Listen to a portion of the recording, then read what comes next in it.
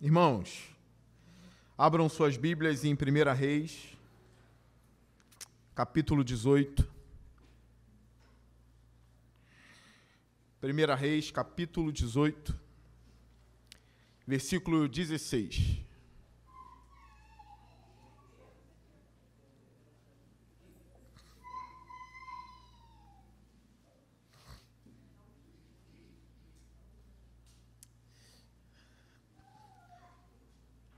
Todos os domingos estou pregando sobre as histórias mais famosas da Bíblia.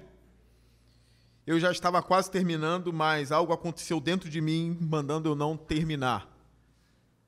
Eu acho que é Deus, ou é loucura do meu coração. Mas está na Bíblia, Deus vai falar.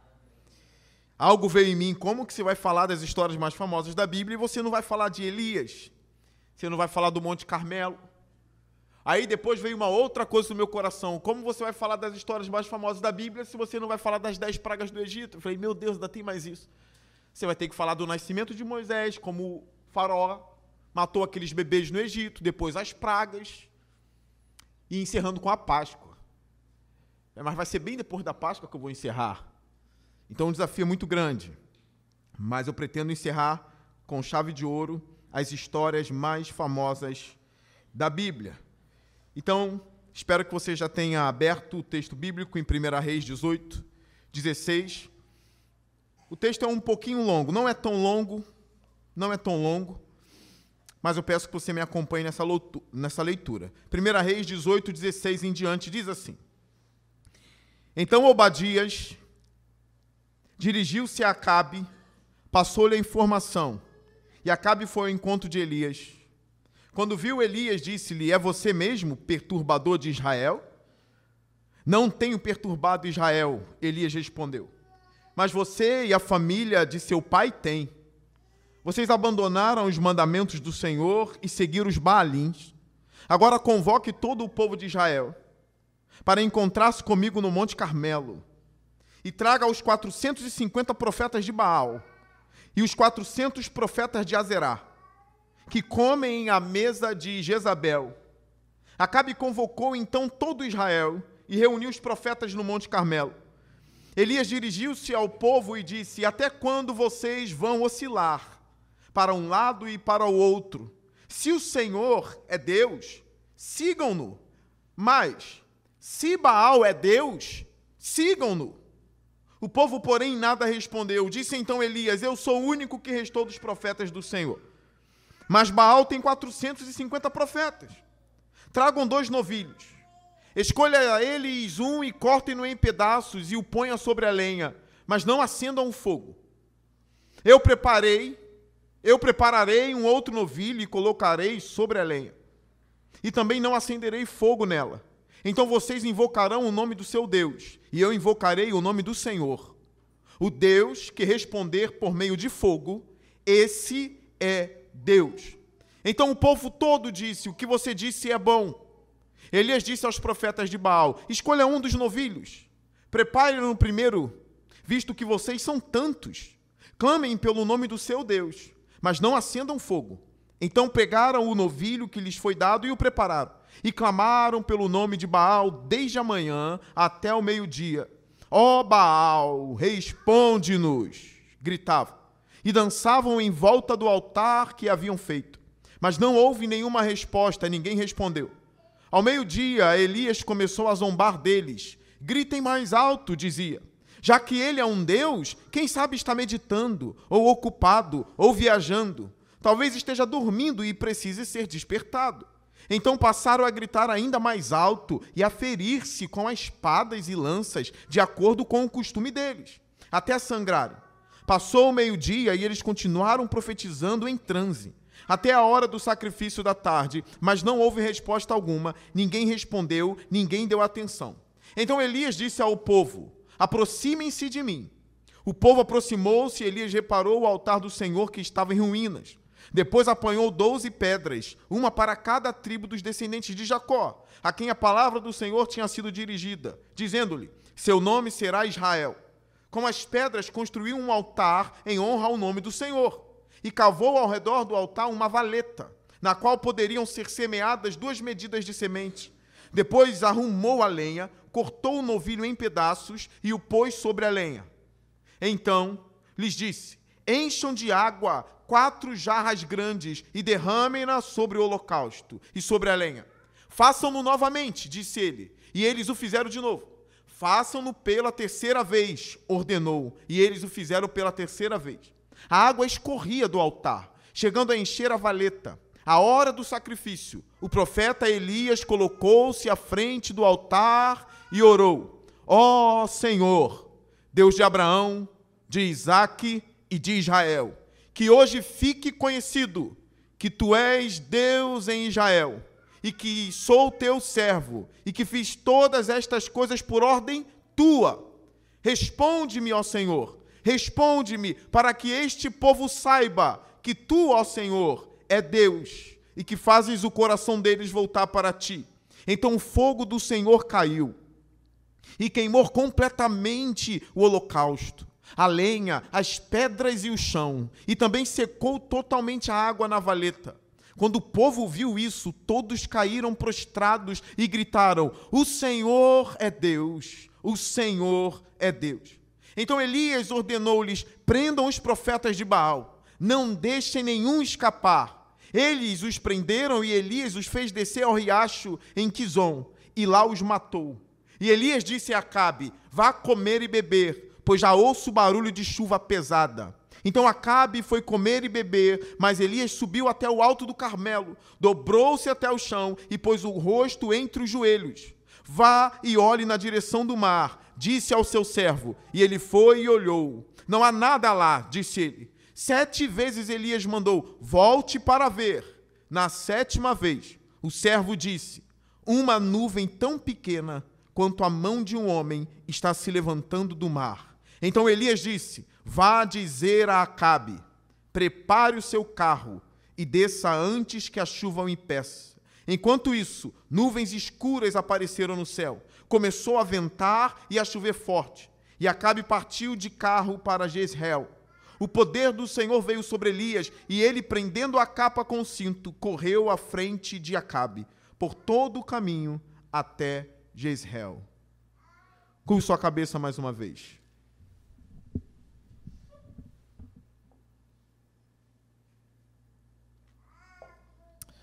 Senhor Deus, eu sou um vaso de barro, que nesse momento eu suma e o Senhor apareça. Que não seja a minha voz, mas a tua voz. Que a igreja ouça a tua palavra hoje à noite para a sua glória. Em nome de Jesus, Pai. Amém e amém. Meus irmãos, eu preguei, sem ser esse domingo que passou, o outro, sobre a viúva de Sarepta. E aí eu falei um pouquinho da história de Elias, o início dela, e um pouquinho da biografia de Acabe. Eu quero lembrar os irmãos que Elias só aparece na Bíblia no capítulo 17 de Reis. Não há menção de Elias antes disso como profeta. Existia um grande profeta em Israel, mas ninguém sabia. Não foi contado antes do capítulo 17 sobre a existência de um tesbita chamado Elias. Mas o rei Acabe era bem conhecido. A Bíblia diz que Acabe, ele fez coisas terríveis em Israel. E as maldades de Acabe superaram as maldades dos reis ímpios que antecederam ele. Acabe era rei do reino do norte, Israel, pois o reino havia se dividido depois do pecado de Salomão. Se dividiu no reinado de Roboão, filho de Salomão. Reinado do norte e reinado do sul, ou reino do norte e reino do sul. Foi dividido assim: o reino do sul ficou para Judá, o reino do norte para outras tribos de Israel. Reis governando de um lado e reis governando do outro, mas os reis mais ímpios de Israel foram os reis do reino do norte. Lá em Samaria, onde nós resumimos dizendo reino de Israel, e o outro reino de Judá. Acabe reinou em Samaria, reinou em Israel. A Bíblia fala que ele casou-se com uma mulher chamada Jezabel, filho de Etbaal. Ela não seguia ao Deus de Israel, ela seguia uma divindade conhecida na época como Baal. Senhor do clima, Senhor dos céus. É por isso que o texto bíblico provoca a ideia de Baal, a ideia de um falso Deus, quando diz que um homem chamado Elias orou e não choveu mais em Israel. E foi assim por 3 anos, um pouco mais disso. Como pode um homem, servo de um Deus, para nós, o Deus verdadeiro, enfrentar logo a divindade que é a Senhora do clima, ou Senhor do clima? Baal é tão poderoso que eu faço uma oração, e onde ele domina, que é o clima, é justamente onde Yahvé interfere. Não vai chover em Israel, mesmo que vocês adorem o Senhor do clima. Para ficar comprovado que não existe outro Deus. Para ficar comprovado que só existe um Deus verdadeiro. Mas Acabe não se converte com isso. Nós vimos nesse texto aqui, nessa leitura, que pelo contrário, Acabe se volta contra Elias. Ele chama Elias de perturbador de Israel, ao invés de se converter.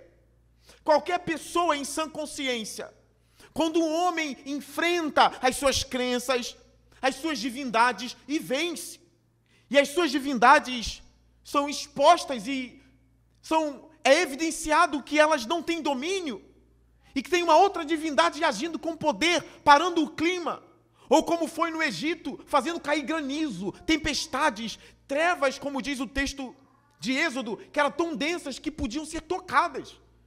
Como que um homem desse não se converte? Como que um homem desse não se volta para o Deus do profeta? Nós vimos que a viúva de Sarepta, ela se converteu. Ela disse para Elias, depois que ele ressuscitou o filho dela: verdadeiramente o seu Deus, as palavras que saem da sua boca são as palavras verdadeiras. Ela se rende ao Deus de Elias. Deus salva uma mulher em Sarepta. Eu contei para vocês dessa curiosidade. Tanto lugar para Elias ir, e Elias vai para um lugar chamado Sidom, numa cidadezinha chamada Sarepta, onde Baal era o rei. Baal era o deus de Sarepta. E é lá onde o profeta de Yahvé é enviado para uma mulher que não servia Yahvé, muito provavelmente servia Baal.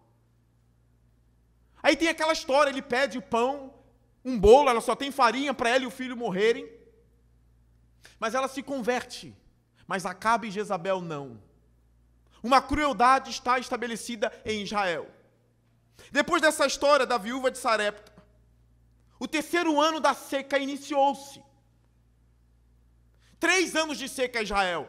Nós vimos nesse texto que não falta só água, também falta comida em Israel. Existiu um homem no período de Elias chamado Obadias. Obadias foi conhecido por ser fiel a Deus, porém, ele servia no palácio de Acabe. Como pode um homem ser fiel a Deus e continuar sendo fiel a Deus, servindo no palácio de um rei mau? Servindo num palácio de um Deus que invoca demônios? Com uma mulher que é a verdadeira praga em Israel, chamada Jezabel.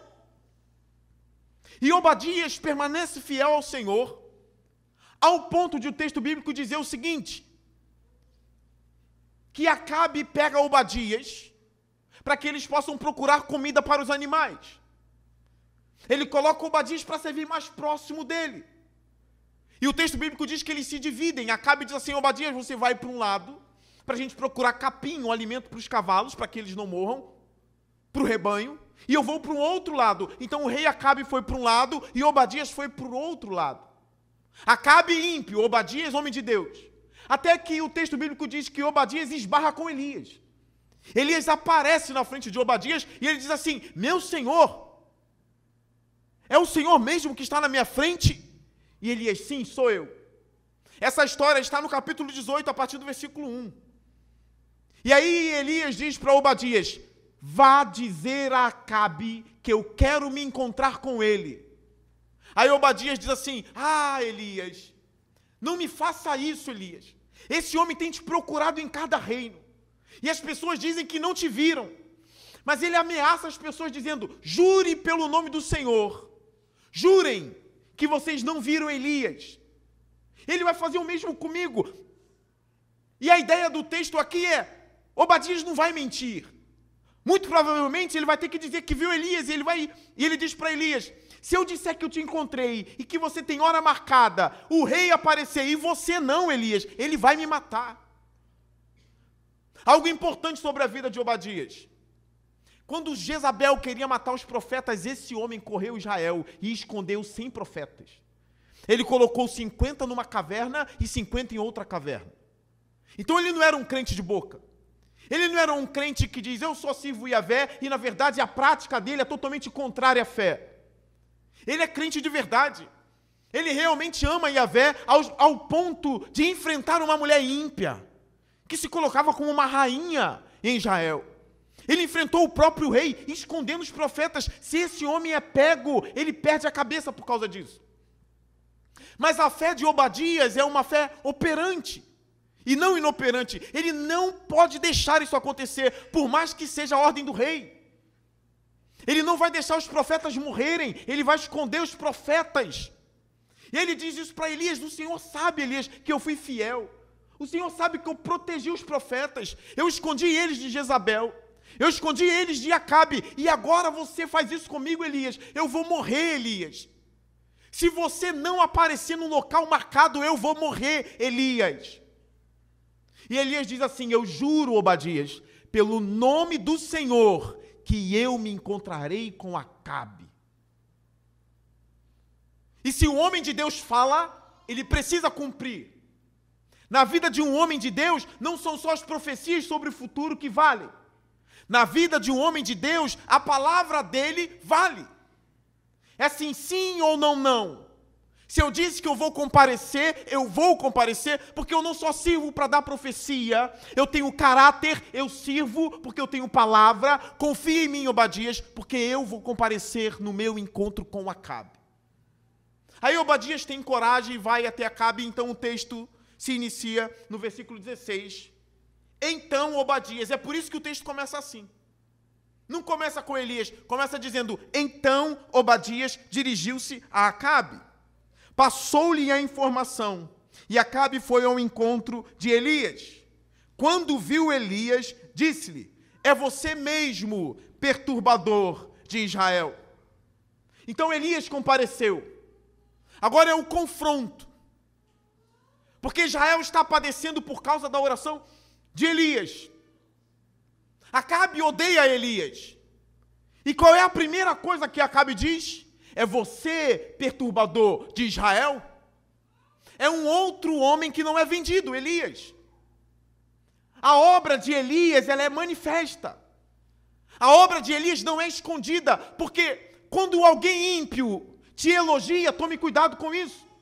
Se Acabe estivesse elogiando Elias, se Acabe estivesse morrendo de amor por Elias, provavelmente Elias seria um falso profeta. Provavelmente Elias não estaria comprometido com a obra do Senhor. Mas se ele está num período de trevas, se ele está num período mau, onde homens e mulheres ímpias estão reinando, é necessário que o profeta seja perseguido e odiado.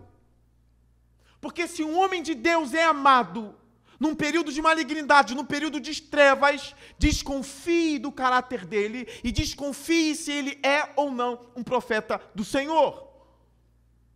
No Novo Testamento, seria impossível Jesus ser amado por Anás e Caifás. Seria impossível Jesus ser amado por esses homens, porque esses homens odiavam a luz e amavam as trevas. É por isso que Acabe, ele chama Elias de perturbador de Israel, quando Elias não é o perturbador de Israel. Agora, um homem de Deus pode ou não responder a uma autoridade? Um homem de Deus pode ou não enfrentar aqueles que estão contrários a Deus? O texto bíblico prossegue, e é óbvio que Elias não deixa essa fala jogada ao ar. Elias responde a Acabe no versículo 18, dizendo: não tenho perturbado Israel. Elias respondeu: mas você e a família do seu pai têm perturbado Israel. Vocês abandonaram os mandamentos do Senhor e seguiram os Baalins. Por que ele fala do pai de Acabe? Porque Acabe é de Israel, Jezabel não. Quem tinha que ter mantido os mandamentos era Acabe. Jezabel é de outra terra. Acabe e o seu pai eram de Israel. Eles deveriam ter mantido os mandamentos. Então o profeta enfrenta o rei.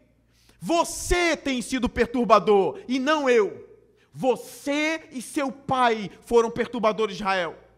Porque vocês não mantiveram os mandamentos do Senhor. Vocês banalizaram os mandamentos do Senhor. Vocês trocaram os mandamentos do Senhor por obras demoníacas.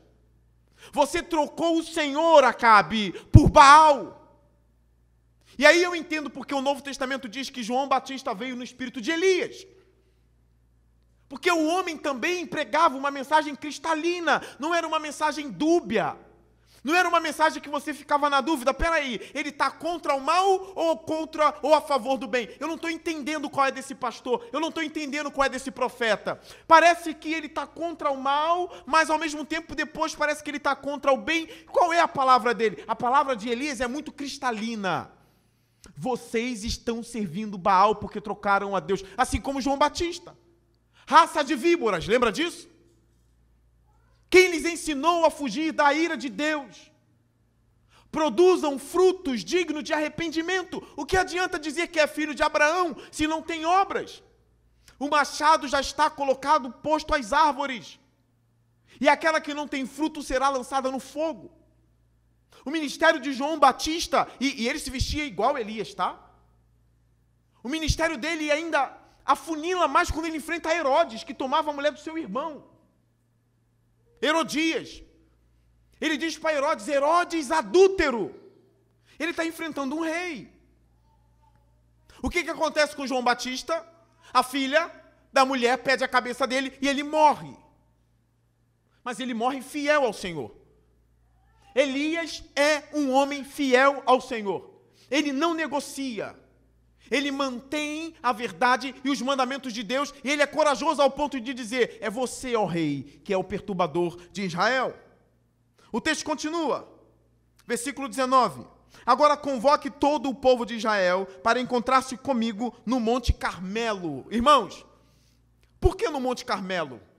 Era uma cadeia de montes, tá? Não era só um Monte Carmelo como a gente imagina, eram vários montes. E normalmente eles invocavam os deuses no lugar mais baixo do monte. Não era no cume dos montes não, tá? Era no lugar mais baixo. Alguns acreditam que era por reverência. Não chegue tão alto assim. É mais baixo. E por que no Carmelo? Que é conhecido como o Monte de Elias. Elias não vivia orando no Carmelo, tá bem? Não era um monte de Elias. Não era a montanha preferida de Elias. Os estudiosos dizem que foi o Monte Carmelo por quê? Era no Monte Carmelo que Baal era adorado. Elias quer mostrar para Israel que ele vencerá Baal no terreno de Baal. Ele quer combater Baal no lugar onde Baal é adorado. No lugar onde sacrifícios são feitos a Baal. É lá que eu vou. É por isso que é o Monte Carmelo. Elias vai desafiar uma potestade em Israel. Ele não pode estar sozinho para fazer isso, seria loucura. Ele realmente precisa estar com Deus para fazer isso. Haverá um desafio espiritual agora no Monte Carmelo. Ele pede para convocar todo Israel. Quero que todos se encontrem comigo no Monte Carmelo. O texto continua. E traga os 450 profetas de Baal. Olha quanto profeta de Baal em Israel. E não para aí. E os 400 profetas de Azerá, que comem a mesa de Jezabel. Quem é bom de matemática? Quantos profetas de ídolos tem Israel? 400 mais 450? 850. Então, não eram só 400 profetas, tá? Não eram só 450. Eram 400 profetas de Baal. E tinha uma outra divindade que era adorada. Na nossa tradução está escrito Azerá.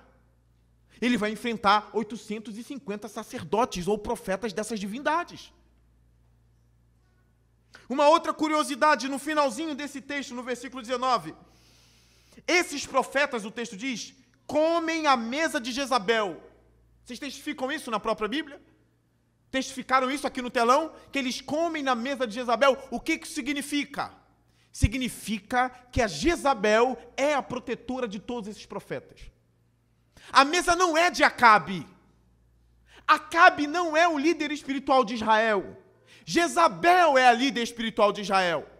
Elias não diz os que comem na tua mesa, ó rei, não. Os profetas que comem a mesa de Jezabel. Os profetas que se assentam na mesa dela. Ela era a tutora e a mentora desses profetas de Baal e Azerá. Ela era líder espiritual e guiava Israel numa espiritualidade demoníaca. Mais para frente nós veremos que essa mulher não tem problema algum em matar pessoas por causa da sua cosmovisão e por causa da adoração dos seus deuses falsos. Nós veremos a história de uma vinha chamada Vinha de Nabote. O que ela faz com esse homem? Ela destrói a vida de Nabote. Será mais uma passagem que pregarei num desses domingos à noite. Esses profetas são maus. Jezabel é má e Elias sabe disso. O confronto está feito. O convite está feito. Venham. Uma outra coisa interessante, versículo 20. Acabe convocou então todo Israel e reuniu os profetas no Monte Carmelo. Elias dirigiu-se ao povo e disse: até quando vocês vão oscilar para um lado e para o outro? Se o Senhor é Deus, sigam-no. Mas se Baal é Deus, sigam-no. Repara que Elias agora não fala para Baal. Elias não se vira para Jezabel. Elias se vira para o povo. Elias quer ganhar o povo. Elias está confrontando o povo. A ideia aqui é o seguinte: Jezabel é totalmente entregue a Baal, mas o povo não. O povo não é totalmente entregue a Baal. O texto e os termos usados no texto indicam outra coisa. Indicam exatamente isso aqui. Até quando vocês vão oscilar? Repararam a diferença? Jezabel está entregue. O povo não. O povo oscila. Entre quem? Entre Baal e entre o Senhor. O povo pega aquilo que acha que há de bom em Baal e pega aquilo que há de bom em Yahvé. Aquilo que seria conhecido entre nós como em cima do muro. Até quando vocês vão ficar em cima do muro? Ou ainda a gente poderia aprofundar. Até quando vocês servirão a dois senhores?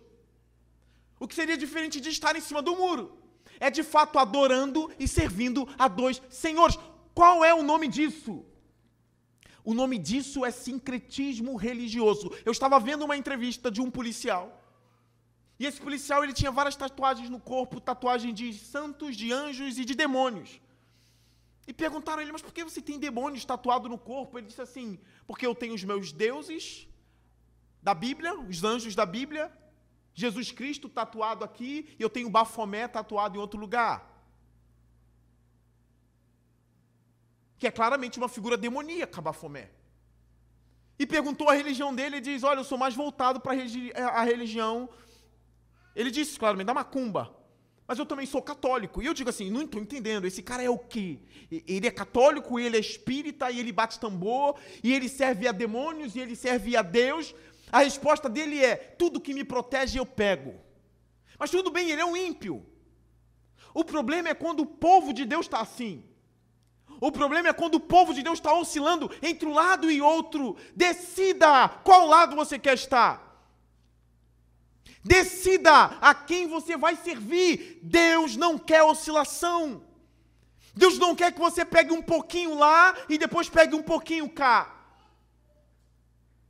Deus não quer que você seja dado a superstições e também seja dado a Bíblia. Deus não quer isso. Decida o que você quer da sua vida. Você quer o tarô? Você quer descobrir o que a cartomante diz sobre o seu futuro? Ou você quer confiar na palavra de Deus? Decida hoje quem é você e quem você quer servir. É isso que Elias fala para o povo. Parem de oscilar. E ele é um pregador mais bravo. Muito mais bravo do que eu, porque eu nem sou bravo, coitado. Porque ele diz assim, se Baal é Deus, siga Baal. Se Yahvé, se o Senhor é Deus, sigam ao Senhor. Mas não fiquem oscilando de um lado para o outro. Eu estava conversando com alguns irmãos e eu digo, olha, existem coisas que são tão básicas, que a gente já martelou tanto na nossa igreja, que às vezes eu nem quero falar mais. Mas já teve coisa que eu vi que era tão básico, que era falar da nossa igreja, muito falar da nossa igreja, e que depois um membro da nossa igreja não sabia nada sobre aquilo, porque faltou os cultos, ou faltaram os estudos. E eu falo assim, meu Deus, é uma coisa tão básica, a gente ensina isso há tanto tempo, mas coitada, está aprendendo, quer aprender. Aí eu disse, não, eu vou continuar falando sempre nos sermões das coisas básicas. Porque aquele que sabe se fortalece, aquele que não sabe aprende. Mesmo caminhando junto, é necessário aprender. Oséias vai dizer, o povo perece por falta de conhecimento. Elias está trazendo o quê? Conhecimento. Deus não quer dualismo. Deus não quer oscilação. O Deus da Bíblia não suporta isso. Ele não suporta que você siga um caminho e depois siga o dele e volte para o outro caminho quando lhe convém e depois volta para Jesus e depois vai lá e faz uma reza, bota o santinho de cabeça para baixo, vai numa igreja, pega a rosa branca, a outra você pega, bebe a água orada e não está firmado na palavra de Deus. Na verdade você quer a água orada para proteger a sua casa e proteger você. Por isso que é necessário voltar a falar das coisas básicas. Das pessoas que estão aqui com a gente, ouvem a mensagem, mas quando vai em outro lugar, em outra igreja, acha que é o mesmo tipo de mensagem sendo pregada. Por exemplo, estão aqui me ouvindo semana após semana, semana após semana, e depois assim, olha, estou também ouvindo um homem de Deus, o cara também é muito profundo, assim como o pastor da nossa igreja, esse cara é o Pablo Marçal. Não dá certo, não, a gente não prega a mesma coisa, não é igual. Não é a mesma coisa, é uma outra mensagem totalmente diferente.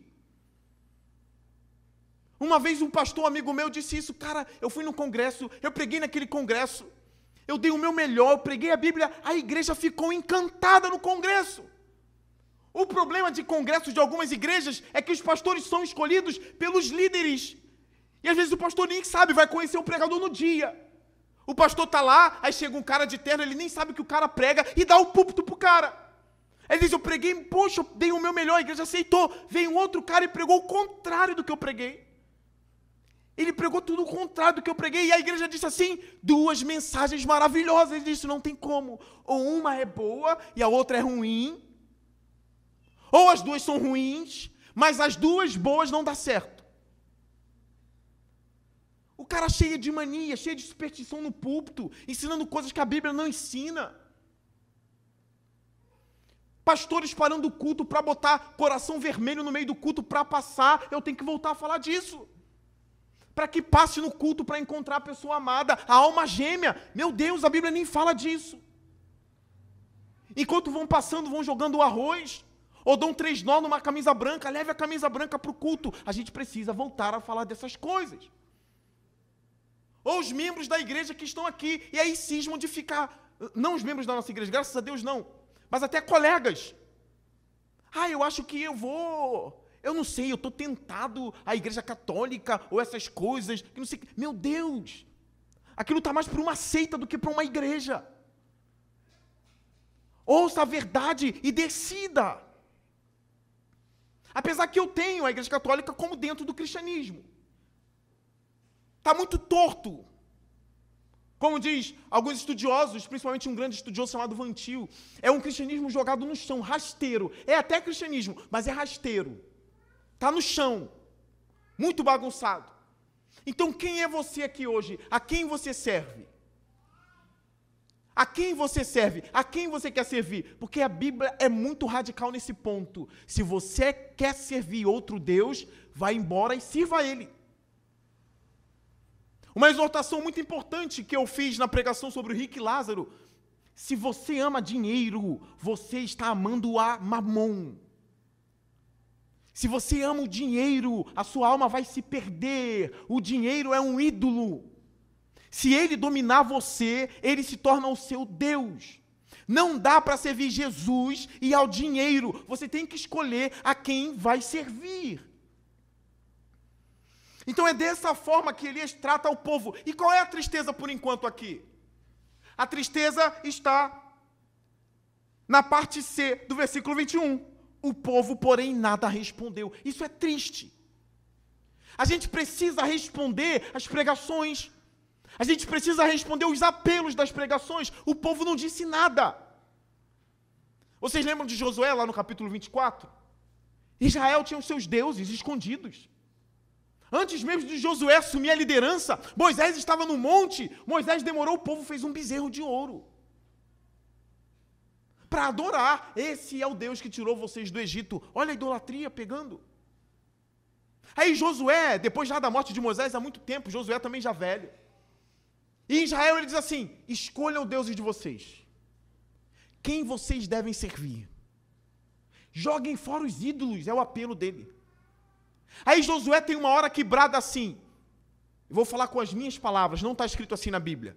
Eu não sei vocês, mas eu, Josué, eu e a minha casa serviremos ao Senhor. Escolham quem vocês querem servir. A Bíblia não fica passando a mão na sua cabecinha, tadinho, ele está lá no demônio e volta para cá, tadinho, ele está lá no ídolo. Não, a Bíblia fala, eu não quero você com os dois. Escolha o seu e vai. É isso que Elias diz aqui. Mas o povo não responde. O povo ouve e não responde. Parece que o povo quer ver algo mais. Versículo 22. Disse então Elias: eu sou o único que restou dos profetas do Senhor. Essa fala dele aqui é uma fala desesperada. Eu sou o único. Nós veremos lá na frente que ele não era o único, tá? Deus disse para Elias: você não é o único, meu chapa. Tem mais 7.000 que não dobraram os joelhos. Mas Elias se achava o único. E ele sabia que tinha 100 escondidos ainda. Mas eu acho que ativo, enfrentando, ele era o único. Até então não tinha medo, ele vai temer mais tarde, mas por enquanto não. O que contrasta é um profeta do Senhor e 850 profetas do inimigo, dentro do povo do Senhor. Disse então Elias: eu sou o único que restou dos profetas do Senhor, mas Baal tem 450 profetas. Tragam 2 novilhos. O que é um novilho? É um bezerro. Tragam 2 bezerros. Escolham eles um. Cortem-no em pedaços e ponham sobre a lenha, mas não acendam fogo. Por que ele diz para não acender fogo? Porque será uma oferta de holocausto. Eu já ensinei à igreja que o sacrifício de holocausto é totalmente queimado. Quando está escrito no Antigo Testamento, e fizeram um sacrifício de holocausto, uma oferta de holocausto, significa que eles não cortaram, não vazou sangue, eles queimaram totalmente para o Senhor aquele animal. Isso é sacrifício em holocausto. É o que Elias queria. É por isso que ele diz assim: não coloque fogo, porque senão eles iam se precipitar e jogar fogo. Não, porque na mente do Elias é o seguinte: vai pegar fogo, mas não vai ser eu, ou não serei eu que colocarei fogo, cairá fogo do céu. Será holocausto, mas é Deus que vai acender a lenha. Não coloquem fogo. Eu prepararei um outro novilho, um outro bezerro, e colocarei sobre ele a lenha. E também não acenderei fogo nela. Versículo 24. Então vocês invocarão o nome do seu Deus, e eu invocarei o nome do Senhor. O Deus que responder por meio de fogo, esse é Deus. Aí o povo responde. O povo quer ver o sinal. Em alguns momentos Deus é misericordioso, muito misericordioso, e resolve dar um sinal. Ele vai demonstrar um grande sinal aqui. Mas já teve momentos de sinal não aparecer. Já teve momentos de Jesus dizer: não tem nenhum sinal para vocês. Vocês me pedem um sinal, geração incrédula, mas não há sinal para vocês. No meu sermão sobre rico e Lázaro, qual foi o pedido do rico enquanto ele estava sendo atormentado no inferno? Os meus parentes, os meus irmãos, crerão se um morto ressuscitar. Aí Abraão diz, lá do seio de Abraão, diz para o rico: olha, eles têm Moisés e os profetas. Se eles não creem na palavra, se eles não creem na Bíblia, se eles não creem em Moisés e profeta, eles não crerão nem mesmo se um morto voltar a viver. Não é um sinal e um milagre que leva o coração do povo para Deus. O que leva o coração do povo para Deus é a fé que surge por meio da palavra. É por isso que, com Moisés, vários sinais foram realizados e aquela geração inteira se perdeu. Mas Deus vai demonstrar um grande sinal aqui para esse povo. Então todo o povo disse: o que você disse é bom. Vai ter um duelo. Eu já vi vídeos no YouTube na África de pai de santos contra pastores, um tacando água no outro, para ver quem desmaia primeiro. Eu não entraria nessa batalha. Não seja menino, para com isso. Está lendo a Bíblia, quer imitar Elias. Tem um propósito para cada tempo, uma maneira de agir para cada tempo. A maneira que Deus mandou eu agir no Novo Testamento é: pregue a palavra em tempo e fora de tempo. Não foi me dada a autoridade para ganhar pessoas através de sinal. Foi-me dada a autoridade de pregar o Evangelho, sendo o tempo propício ou contrário a mim. Paulo disse: ai de mim se não pregar o Evangelho. Ele disse: a pregação da palavra, o Evangelho é salvação para todos aqueles que creem. É poder de Deus, é isso que transforma o homem. Nesse período foi dado um sinal. Mas saibam entender os tempos, as eras, a maneira como Deus fala em cada momento. Aqui um sinal será dado, versículo 25. Elias disse aos profetas de Baal: escolham um dos bezerros e preparem no primeiro, visto que vocês são tantos. É justo que vocês preparem primeiro. Clamem pelo nome do seu Deus, mas não acendam fogo. Então pegaram o bezerro, o novilho que lhes foi dado e prepararam. E clamaram pelo nome de Baal desde a manhã até o meio-dia. Elias deu mais tempo para eles. Pega amanhã e podem ir embora. Clamem a Baal. E começou ali um culto demoníaco.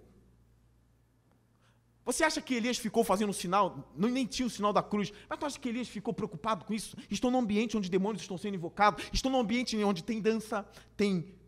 Vou colocar no nosso contexto, né? Tambor batendo, gente girando. E dá medo? Elias está num confronto espiritual. Nós vamos ver que ele não tem medo disso. Eles estão tocando as coisas dele, dançando, invocando Baal. Mas Elias está lá esperando a vez dele. Olha o que o texto ainda diz sobre eles. Eles diziam assim: ó Baal. Continua no mesmo versículo. Ó Baal, responde-nos. E gritavam. Imagina eles gritando: ó Baal, Baal. Ainda dá para ouvir esse tipo de grito no monte por aí, só que não a Baal, né? Jeová. Eu falei disso em alguns cultos passados e o nosso irmão Henrique falou: é mesmo, pastor, eu fui no monte, estava orando com um amigo meu, daqui a pouco foi uma barulheira lascada. Eu disse: realmente ele está certo, não dá mais para orar em monte. É uma barulheira lascada, perdeu o intuito de ficar sozinho com Deus. Mas enfim, não tem nada a ver com o texto, só um parênteses aqui que eu abri, tá? Quer orar? Vai para um lugar onde não tem barulho e fique com Deus lá. E eles gritando: Baal, Baal, responde-nos. E eles dançavam em volta do altar que haviam feito. Tem danças religiosas acontecendo. Mas não houve nenhuma resposta, ninguém respondeu. Olha o versículo 27. Ao meio-dia Elias começou a zombar deles. Não há medo. Não há medo de uma religião contrária, tá? Não tem isso de medinho de estar passando no meio de um centro e querer atravessar a rua. Pelo amor de Deus, passa na calçada. Ah, mas tem um jarro ali. Pelo amor de Deus, Elias estava no foco do problema e estava zombando de Baal. Também não saia por aí zombando. É um contexto específico, uma era específica, um povo específico, no momento específico. Não sai por aí chutando o jarro de ninguém. Uma vez eu estava caminhando na rua e tinha um rapaz, eu não vou falar o nome dele, bem jovem do meu lado. Hoje já é um homem, né? Mas ele era jovem e a gente passou. Eu falei: olha a macumba ali. E aí a gente passou por ela, eu falei brincando. Quando a gente passou por ela, ele disse assim: caraca, eu já tô ficando tonto. Eu falei: rapaz, tá ficando tonto. E ele tava ficando tonto mesmo já lá na rua. Eu falei: rapaz, ele anda. Aí ele foi, andou rápido, a gente saiu dali e voltou ao normal. A verdade é a mente dele. O psicológico começou assim: estou no terreno do inimigo. Estou no terreno do inimigo, eu preciso dar a volta. Elias está zombando de Baal no momento em que Baal está sendo adorado no Monte Carmelo, no lugar onde é conhecido como Monte de Baal. E ele está ali zombando de Baal, dizendo assim: gritem mais alto. Bora, grita, dizia Elias. Já que ele é um Deus, quem sabe está meditando, ou ocupado, ou viajando. Alguns estudiosos acreditam que a palavra viajar aqui poderia ser um deboche de ele dizendo assim, vai que ele está fazendo as suas necessidades. Eles acreditam que no hebraico tem essa... Dá para fazer esse jogo de palavras. Vai que ele está indo no banheiro. Grita mais alto, de repente ele está viajando. E pesquisando os escritos de Baal antigo, realmente eles acreditavam que os deuses poderiam estar dispersos, ou viajando, ou não estaria ali naquele momento. Existia isso também. Então Elias provavelmente usa dessa crença para dizer, vai que Baal esteja meditando, vai que Baal esteja ou viajando, vai que ele esteja muito ocupado, gritem. Talvez esteja dormindo e precise ser despertado. Ao contrário dos salmos, né? Davi é antes de Elias, para quem não sabe. Davi já morreu aqui, ó. Elias é depois de Davi. Lembra quando o salmista já dizia o seguinte, o meu Deus não fecha os seus olhos. O meu Deus não dorme. O meu Deus, ele está atento, ele é guardião. O Deus de Israel não dorme. O Deus de Israel não cochila, ele nem pisca. Diferente das outras divindades. Vai que ele esteja dormindo, desperta em Baal. Olha agora, através da religião deles, olha o que esses homens faziam por causa de uma falsa religião. Versículo 28. Então passaram a gritar ainda mais alto, olha agora, e a ferir-se com espadas e lanças, de acordo com o costume deles, até sangrarem. Eu já vi um povo que tem uma religião onde eles ficam se chicoteando em praça pública. E sai sangue, o sangue espirra mesmo. E as costas deles ficam dilaceradas. Eles fazem isso de tempo em tempo, por causa da sua religião.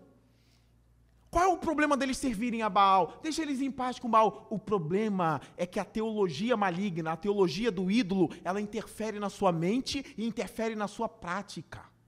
Então, as pessoas que adoravam Moloque, não é só adorar Moloque, eles matavam as crianças no fogo. Entende como a teologia também deságua na prática? Se você serve uma deusa da fertilidade, você não vai ter relação sexual somente com seu marido.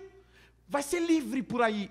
Os templos terão orgias, como tinham no passado. Então, a teologia que você tem do ídolo, ela vai ser manifestada na prática. Imagine que, por exemplo, você serve um Deus que não toma banho. Essa teologia vai interferir na prática. Qual será a prática? Um povo imundo, sujo, vivendo no meio dos ratos, dos porcos, porque a divindade é uma divindade que não toma banho. Então, aquilo que eles têm de Baal, eles exercem na prática. Eles se cortam, eles se sangram.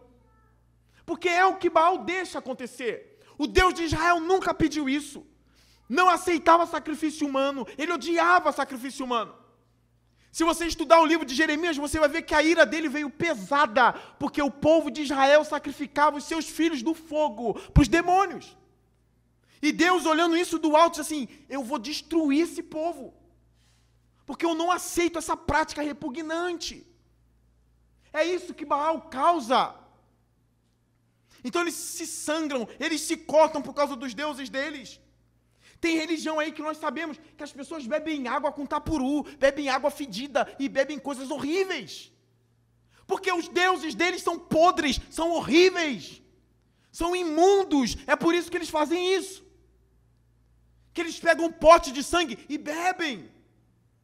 Eles são cegos, eles não estão percebendo que aquela teologia deles, daquela divindade, daquelas divindades ali, é uma teologia podre. É isso que está acontecendo aqui. Elias está vendo sangue sair das costas dos profetas de Baal. Versículo 29. Passou o meio-dia e eles continuaram profetizando em transe, até a hora do sacrifício da tarde. Mas não houve resposta alguma. Ninguém respondeu, ninguém deu atenção. Então Elias disse a todo o povo, aproximem-se de mim. Ou seja, agora vocês verão, venham mais perto. Repare que Elias vai começar a dificultar as coisas para Deus.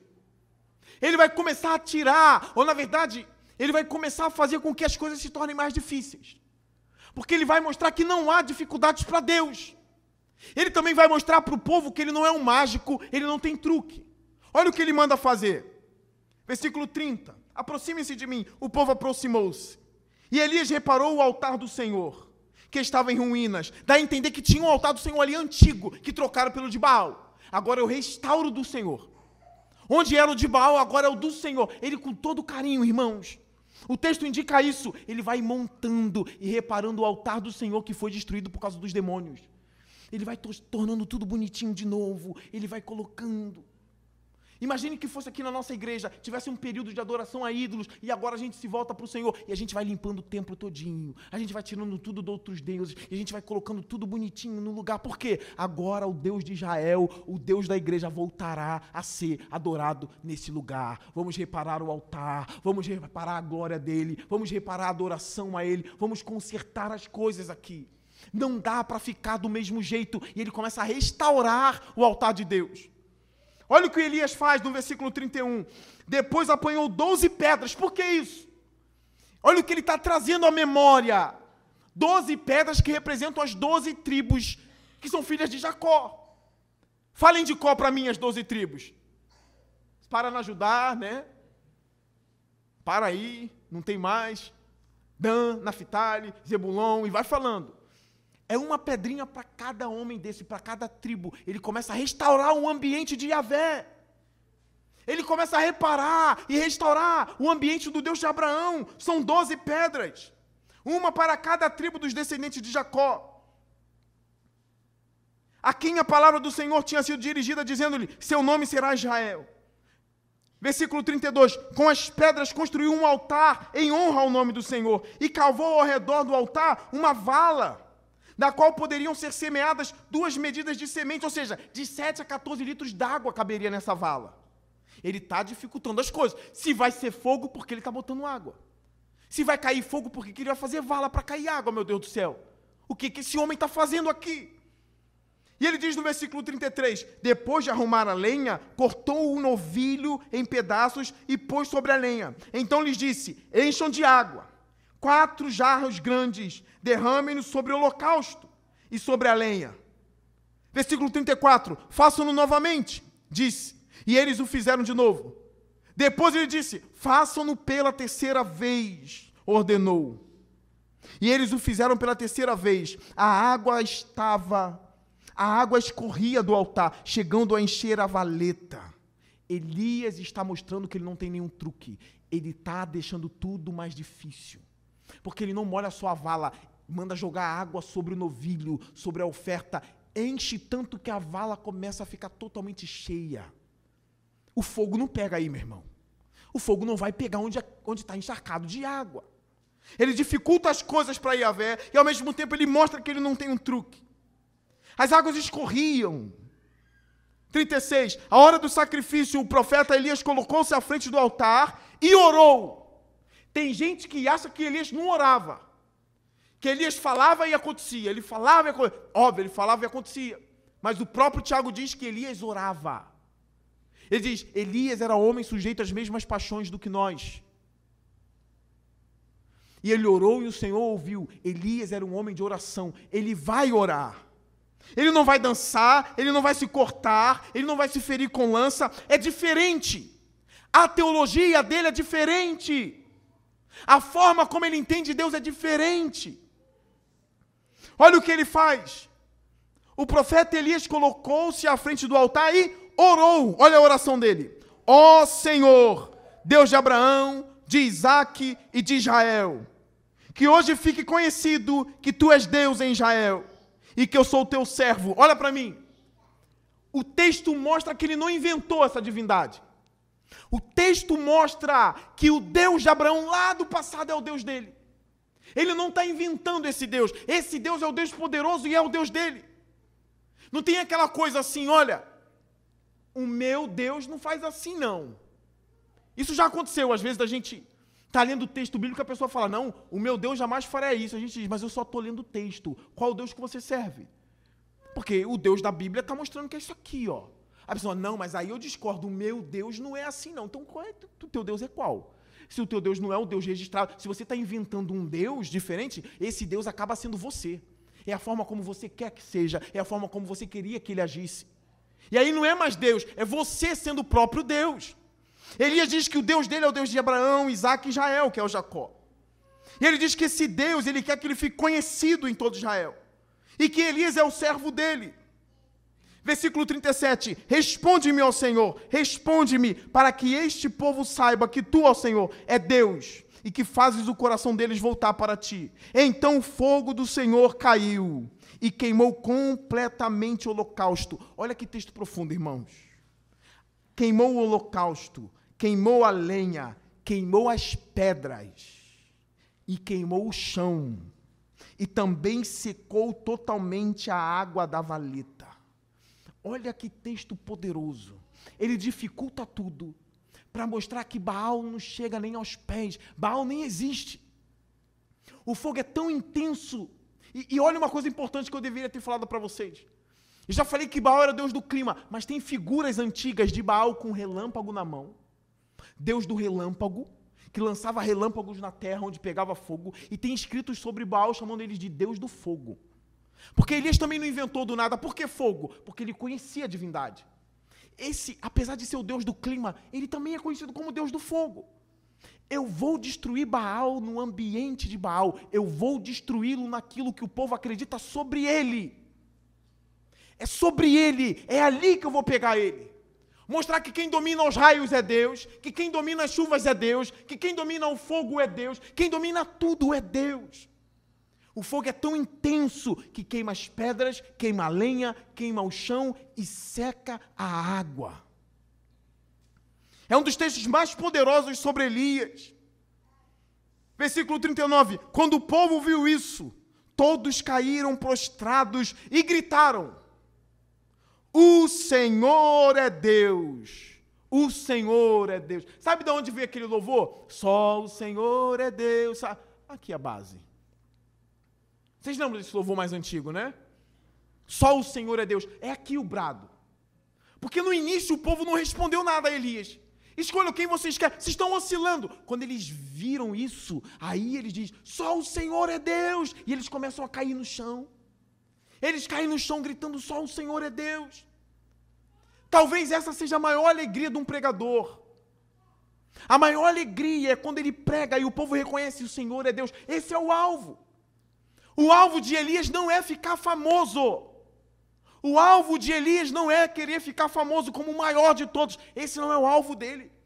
Ele deixa bem claro, ele ora: Senhor, que o teu nome seja grande em Israel. Esse é o alvo de Elias.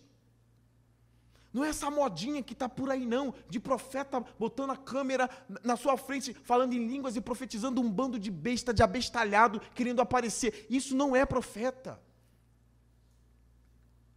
Não é que Elias quer aparecer, ele quer que Deus seja louvado. Ele não quer ser o maior, ele quer que Deus seja o Deus de Israel e não Baal. E a alegria do pregador é quando o povo diz: realmente, esse Deus é Deus, é esse Deus que eu vou servir.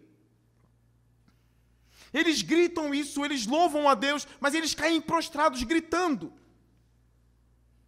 Versículo 40, então Elias ordenou-lhes: prendam os profetas de Baal, não deixe nenhum escapar. Eles os prenderam, e Elias fez descer ao riacho de Quizon e matou eles. Alguns pregadores pulam essa parte aqui, tá? Não foi o fogo que matou os profetas, não, foi Elias. Ele exterminou os profetas de Baal. Caminhando para o final, Elias disse a Acabe: vá comer e beber, pois já ouço o barulho de chuva. Que barulho? Que barulho de chuva? Acabou de cair fogo do céu, vai cair chuva. Ele já ouve o barulho de chuva. Ele sabe que o tempo de voltar a chover em Israel está chegando. E ele sabe que Deus vai cumprir a palavra. Vai, Acabe, eu ouço o barulho de chuva.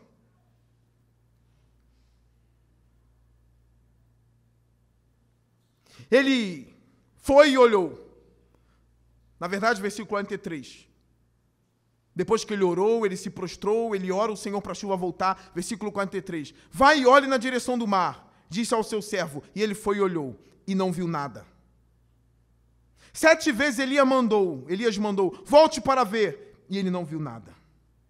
Na 7ª vez o servo disse: uma nuvem tão pequena quanto a mão de um homem está se levantando no mar. Olha aqui. Lembra que Elias dificultou as coisas para Deus, para que o fogo descesse? Agora Deus dificulta as coisas para Elias para ver se ele crê. Lembra que ele montou o altar, colocou água, colocou um monte de coisa ali e foi dificultando a coisa? O fogo não pega normalmente aqui, mas vai pegar porque Deus é Deus.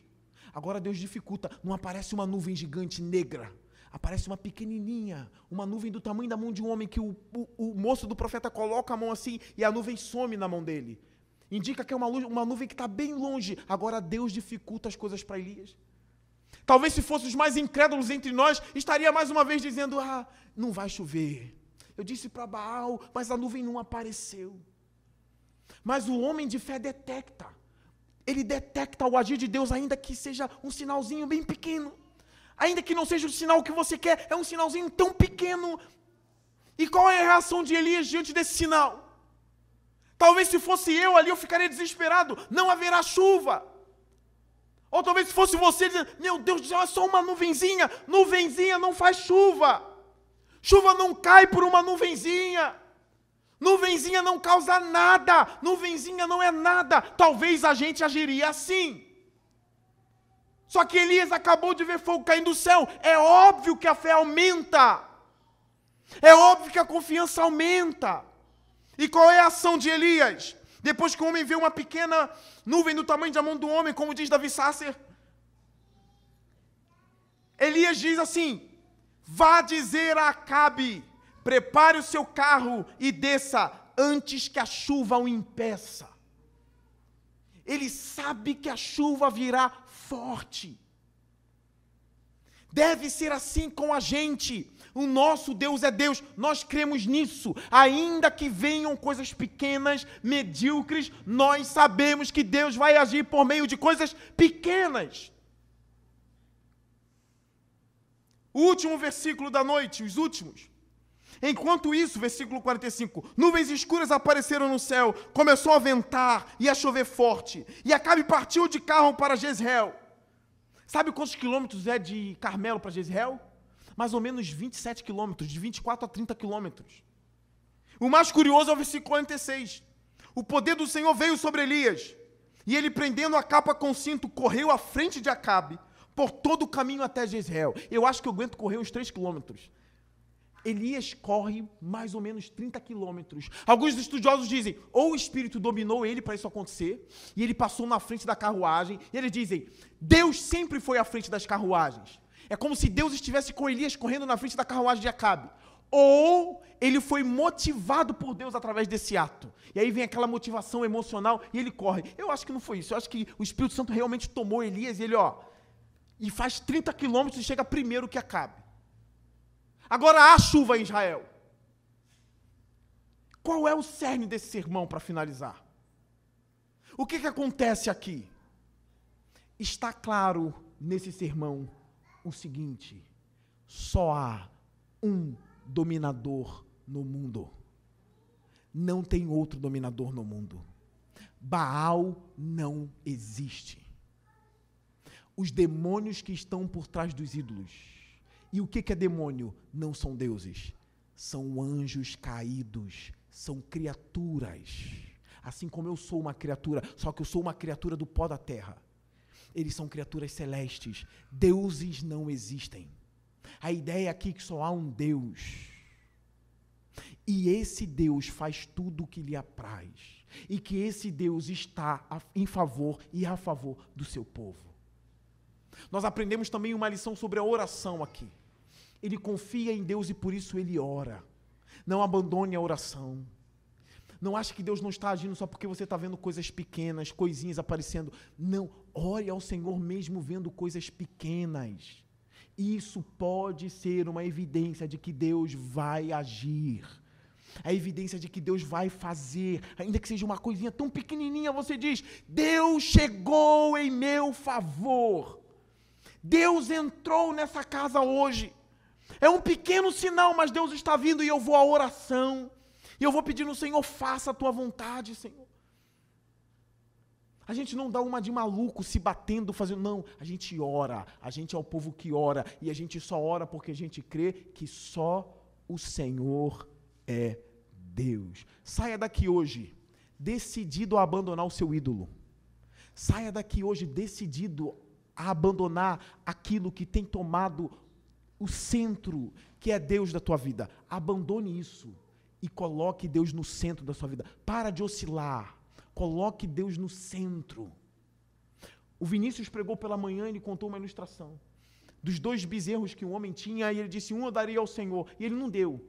É mais ou menos assim, eu acho. Um era vermelho, um era branco. Ele disse, aí a esposa dele, e qual que você vai dar para o Senhor? Você prometeu que daria um bezerro para o Senhor em sacrifício. Ele, não, deixa aí. Aí os bezerros esqueceram. Aí o vermelho morreu. Aí ele disse para a esposa, o bezerro de Deus morreu. Aí ela, mas como que de Deus tu não deu a ele? Aí o Vinícius falou para a gente, porque a gente tem mania de dar tudo aquilo que morre para Deus. Entre a igreja e o futebol, não dá para ir para a igreja ou futebol. Entre a oração e a Netflix, a oração hoje não dá, é Netflix. Sempre o que há de Deus está morrendo. E aquilo que sacia a nossa carne está vencendo. Até quando vamos viver assim? Até quando vamos viver como Caim, que deu qualquer coisa do fruto da terra? Mas Abel deu o melhor, a Bíblia fala, Abel deu a gordura, Abel deu o primeiro para Deus, porque Deus era especial para Abel. E tem um sermão aqui dessa igreja, que eu preguei sobre Caim e Abel. Até quando Deus não será o centro das nossas vidas? Destrua os seus ídolos hoje e coloque Deus no centro da nossa vida. Pastor, mas eu não sirvo Baal, não. Mas sei lá, está servindo o quê? O que você está servindo? Às vezes não é Baal, mas é uma outra coisa. Destrua essa outra coisa e volte-se com integridade para Deus. Deus está em nosso favor. Curve sua cabeça. Vamos ter um momento de oração.